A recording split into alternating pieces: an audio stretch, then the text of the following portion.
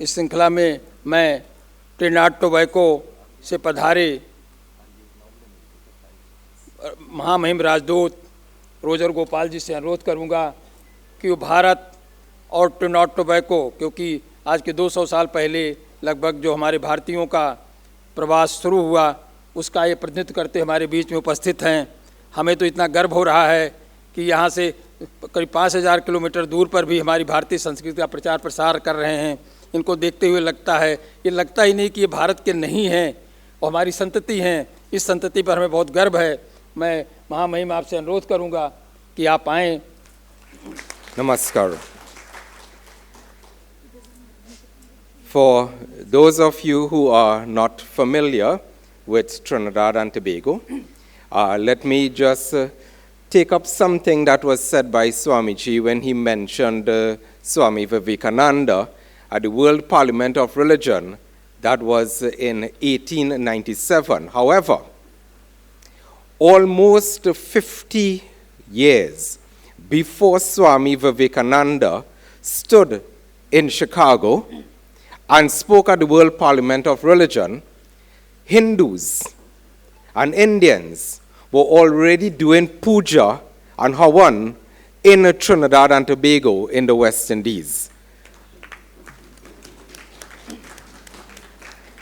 So, for those of you who are still unfamiliar with where I am from, most likely you would be familiar with the name of Brian Lara, Sunil Narayan, right, V.S. Naipaul, and that is my country, Trinidad and Tobago.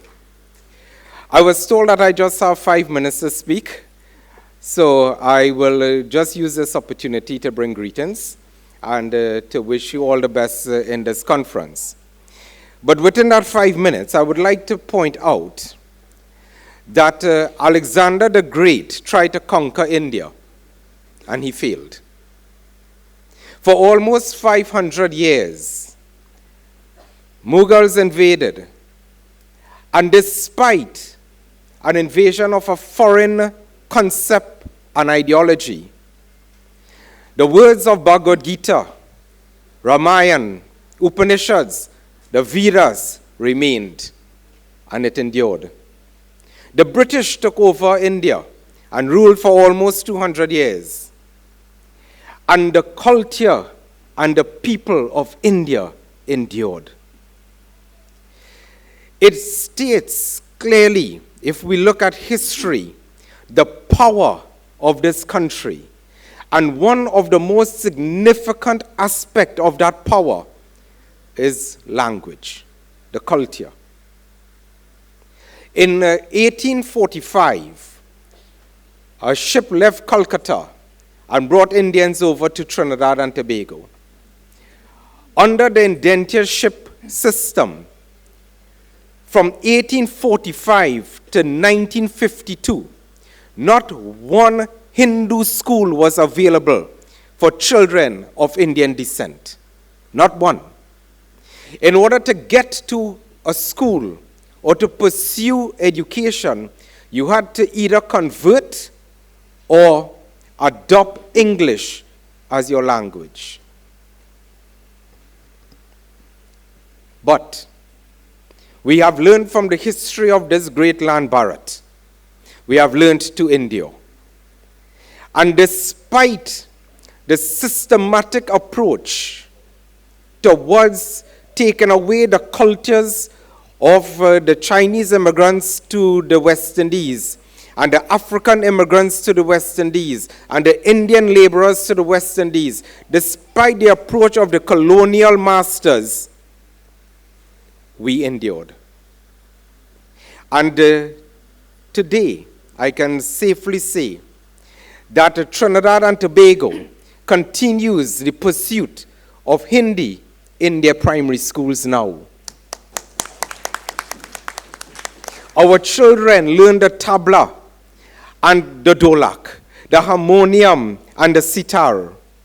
Our children still sing bhajan at all our schools.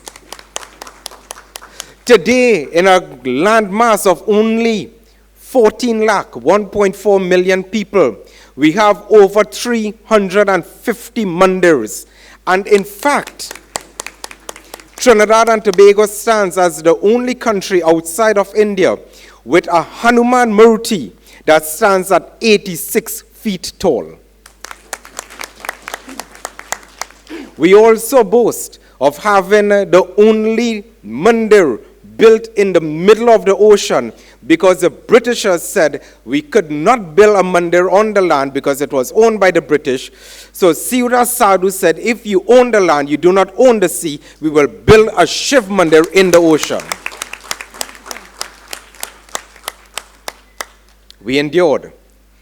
And we move now to 2024, in which we see India, once dominated by the colonial and the imperial masters, stands at the 5th largest economy in the world. By 2029, the 3rd largest economy in the world, dominating all spheres of sector and industry globally. And Trinidad and Tobago is not left behind. For we still look at this as a land of our ancestors. This is still Bharat Mata to us. And as a result, we have now partnered with India on multiple fronts. So as India grows, we grow.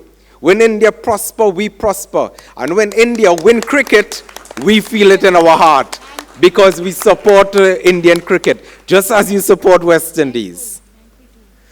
So on this note, I am very happy and proud to say that I stand here as a proud great-grandson of this land. And thank you. And more so happy to say that I endorse this conference, because Hindi is not simply a language. It is an identity. It is a culture. It is an ideology. And we must be proud. We must stand strong and tall to hold our culture high, and also not just simply to protect, but to preserve this language, preserve this culture, because every generation from now will look back to what we did today, and they will not say thank you, they will say dhanyavad.